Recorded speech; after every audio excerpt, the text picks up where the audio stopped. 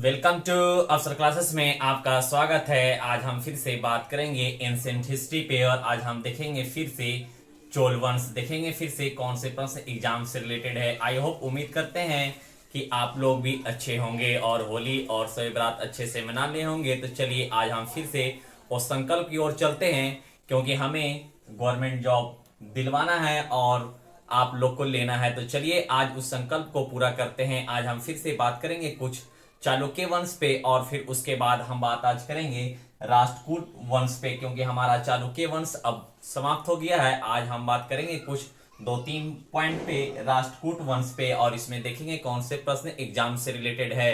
तो चलिए आज देखते हैं चोल वंश का जो लास्ट हमारा आज है। तो चलिए देखते हैं। देखेंगे पहले हमारा क्या है चोल वंश का। आप देखेंगे कौन सी सदी चल रही थी। तो चोल वंश का 9वीं सदी चल रही थी। कौन सी सदी? 9वीं सदी। पहले इससे करने से पहले एक बार हम चोल वंश को रिकॉल कर लेते हैं क्योंकि जो कौन कौन से राजा उस पे शासन किए थे, क्योंकि राजा आपको पूछते रहेगा। तो चलिए देखेंगे पहला हमारा क्या था। चोल वंश का संस्थापक कौन था? तो विजयला था। इसे आप ध्यान में रखेंगे कि चोल वंश का संस्थापक कौन था? विजयला था। विजयला के बाद देखेंगे अगला संस्थापक कौन था? तो अदित्य प्रथम था। चोल वंश का जो संस्थापक था विजयला, उनके पुत्र कौन थे? तो अदित्य प्रथम थे। इसे आप ध्यान में रखेंगे। फिर देखेंगे अगला शासक कौन था चोल वंश का?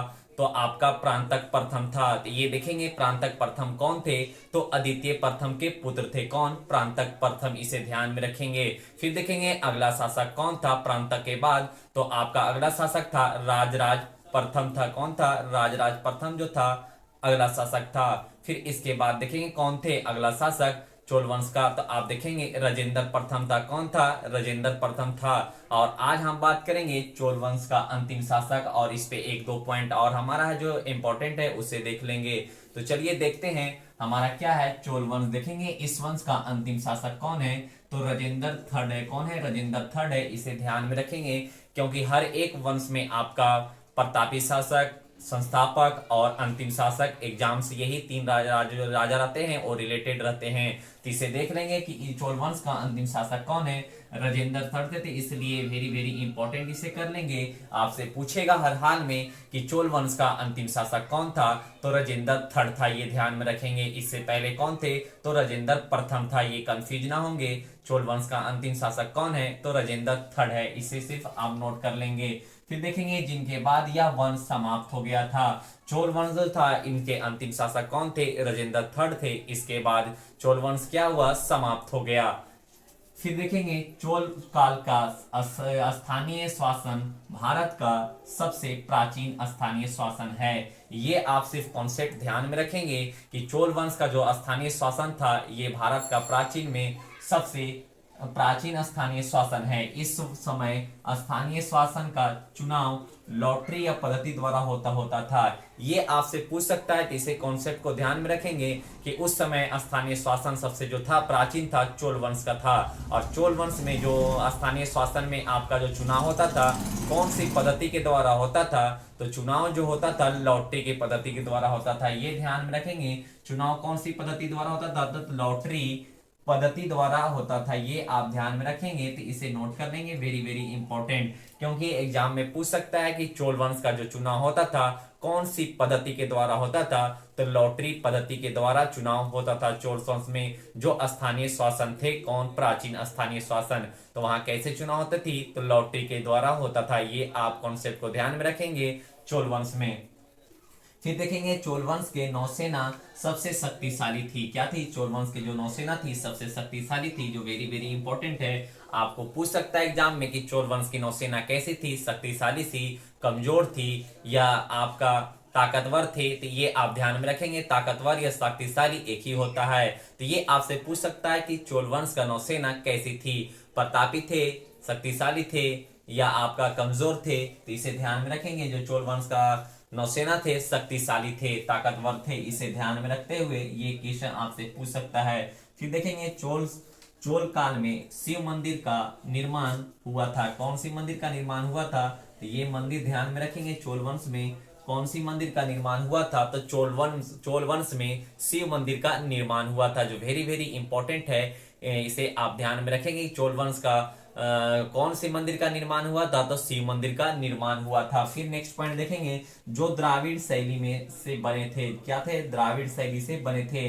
तो यहाँ से दो प्रश्न पूछ सकता है। चोल वंश में पहला, चोल वंश में कौन से मंदिर बनवाया गया था या निर्माण हुआ था? तो ये ध्यान में रखेंगे कि आपका शिव मंदिर का ये जो मंदिर था किस चीज से बना हुआ था? तो ये ध्यान में रखेंगे कि द्राविड़ शैली से बने थे। किस चीज से? तो द्राविड़ शैली से बने थे। जो एग्जाम में पूछ सकता है कि शिव मंदिर किस चीज का बना हुआ है, तो द्राविड़ शैली का बना हुआ है, इसे आप ध्यान में रखेंगे। फिर एक लास्ट हमारा पॉइंट है चोल वंश से, देखेंगे द्राविड़ शैली का जो आपका विमान है शैली भी कहते हैं। क्या कहते हैं? विमान शैली भी कहते हैं। द्राविड़ जो शैली थे उसको हम लोग एक और नाम से जाना जाते हैं, विमान शैली के नाम से जाना जाता है। तो इसे ध्यान में रखेंगे। एक बार हम फिर से चोल वंश का रिकॉल कर लेते हैं ताकि हमारा जो एग्जाम के दृष्टि से है वो हमारा आसानी से याद रहे। एक बार रिकॉल हम कर रहे हैं, उसे आप ध्यान में रखेंगे। पहला एकदम स्टार्टिंग से चलते हैं। चोल वंश का क्या है? 9वीं सदी से लेकर 12वीं सदी तक चला था। क्या चला था? 9वीं सदी से, सॉरी आप ध्यान में रखेंगे, नहीं सही है, 9वीं सदी से लेकर आपको क्या चला था? 12वीं सदी तक। इसे ध्यान में रखेंगे। चोल वंश का संस्थापक कौन थे? तो विजयला थे। अगला शासक कौन था? तो आदित्य प्रथम था। उसके बाद अगला शासक कौन था? तो परांतक प्रथम था। फिर उसके बाद अगला शासक कौन था? तो राजराज प्रथम था। फिर उसके बाद अगला शासक कौन था? तो राजेंद्र प्रथम था। फिर उसके बाद अंतिम शासक कौन है? तो राजेंद्र तृतीय है। इसे ध्यान में रखेंगे कि राजेंद्र तृतीय है। फिर देखेंगे कि चोल वंश में उसमें चुनाव कैसे होता था? तो लॉटरी पद्धति के द्वारा होता था। फिर ये आप ध्यान के में रखेंगे कि चोल वंश में कौन सी मंदिर बनवाए का निर्माण हुआ था? तो आपका शिव मंदिर का कौन सी शैली से? द्राविड़ शैली से निर्माण हुआ था। ये ध्यान में रखेंगे। द्राविड़ शैली का एक और अन्य नाम है, क्या है? तो आप ध्यान में रखेंगे द्राविड़ शैली का एक और नाम क्या है? तो विमान शैली है। विमान शैली है, ये भी ध्यान में रखेंगे कि चोल वंश का नौसेना कैसी थी? तो शक्तिशाली थी। आई होप, उम्मीद करते हैं कि इतना आपको समझ में आ गया होगा। अब हम देखेंगे राष्ट्रकूट वंश, इस पे देखेंगे क्योंकि इसमें भी एग्जाम से आने वाला प्रश्न है, क्योंकि एंशिएंट हिस्ट्री अब हमारा समाप्त होने वाला है। फिर इसके बाद हमारा आएगा मिडाइवल हिस्ट्री। तो चलिए देखते हैं कि राष्ट्रकूट में कौन से प्रश्न एग्जाम से रिलेटेड है। ये हमारा 2 वीडियो में कंप्लीट होगा। आज 2-4 मुख्य पॉइंट है, उसके बाद कल जो आएगा वीडियो हमारा उसमें आपका राष्ट्रकूट कंप्लीट हो जाएगा। देखेंगे जो हमारा क्या है राष्ट्रकूट का 7वीं सदी से लेकर 9वीं सदी है। क्या है? 7वीं सदी से लेकर 9वीं सदी जो हमारा क्या है? राष्ट्रकूट है। इसे ध्यान में रखेंगे कि राष्ट्रकूट का वंशों का सदी क्या है? 7वीं सदी से लेकर 9वीं सदी तक है चला था ये। फिर देखेंगे इस वंश का संस्थापक कौन है? तो दंती दुर्ग थे। कौन थे? दंती दुर्ग थे। इस वंश का संस्थापक कौन है? दंती दुर्ग थे। जो इसे ध्यान में रखेंगे और ये वेरी वेरी इंपॉर्टेंट आपका है। आपको हम ये बार बार इंडिकेट कर रहे हैं कि आपको एग्जाम में पूछेगा 3 शासक, संस्थापक, प्रतापिक और आपका ये अंतिम शासक। इसे ध्यान में रखेंगे।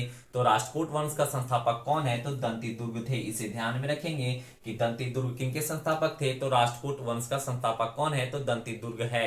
इसे आप ध्यान में रखेंगे। फिर देखेंगे वातापी के चालुक्य शासक कार्तिवर्मन थर्ड, क्या है? कार्तिवर्मन थर्ड को हराकर जो दंती दुर्ग थे, राष्ट्रकूट के जो संस्थापक दंती दुर्ग थे, उन्होंने क्या किया था कि वातापी के चालुक्य शासक थे कौन? कीर्तिवर्मन जो थे, उनको हराकर क्या किए थे?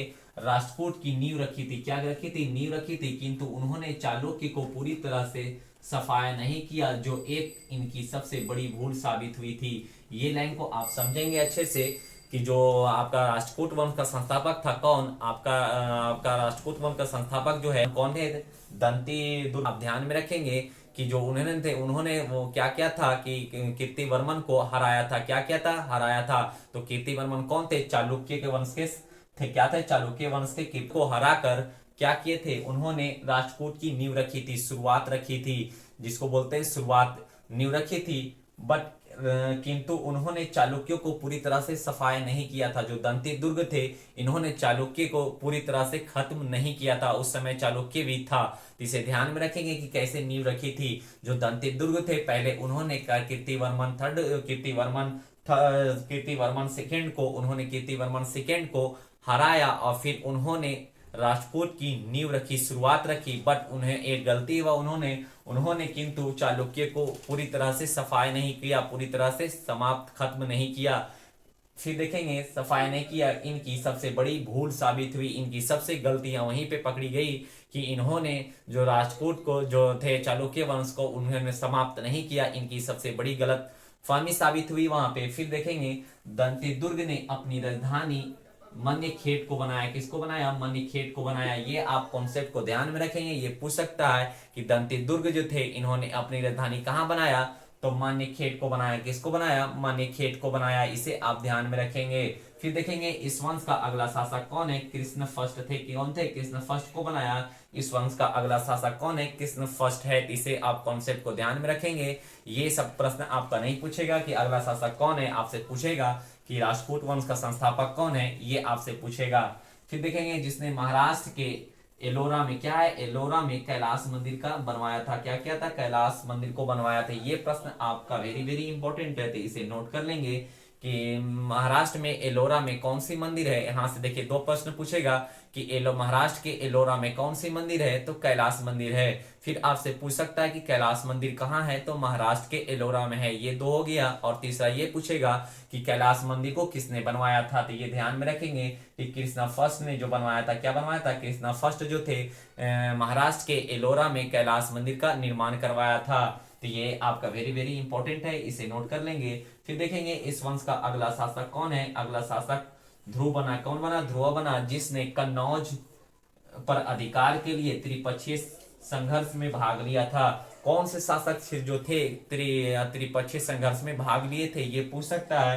तो इसे ध्यान में रखेंगे कि ध्रुवा जो बना था जिसने त्रिपक्षीय संघर्ष में भाग लिया था। तो आई होप, उम्मीद करते हैं कि आपको राष्ट्रकूट वंश भी अच्छे से समझ में आ रहा होगा। एक बार एग्जाम के दृष्टि से राष्ट्रकूट वंश को देख लेते हैं। राष्ट्रकूट वंश का संस्थापक कौन है? तो दंती दुर्ग थे। कौन थे? दंती दुर्ग थे। इन्होंने किनको हराया था? तो इन्होंने कीर्तिवर्मन सेकेंड को हराया था और चालुक्य वंश को समाप्त करने की कोशिश कर रही थी, बट इनसे समाप्त नहीं हुई। इन्होंने राष्ट्रकूट की नींव रखी थी। इनके बाद अगला शासक कौन थे, ध्यान में रखेंगे। फिर अगला शासक कौन है? कृष्ण फर्स्ट थे, जिन्होंने आपका महाराष्ट्र में एलोरा में कैलाश मंदिर का निर्माण करवाया था। फिर अगला शासक कौन थे? तो ध्रुवा थे, जिन्होंने त्रिपक्षीय संघर्ष में भाग लिया था। मिलेंगे आपको अब नेक्स्ट वीडियो में। जब तक आप इंतजार करें, आप एक बार ऐसे ही पढ़ें और रिकॉल करते रहें। हमेशा आप रिवीजन करते रहें तो आपको हमेशा याद रहेगा। मिलेंगे अब आपका राष्ट्रकूट का सेकेंड वीडियो में। जब तक आप इंतजार करें।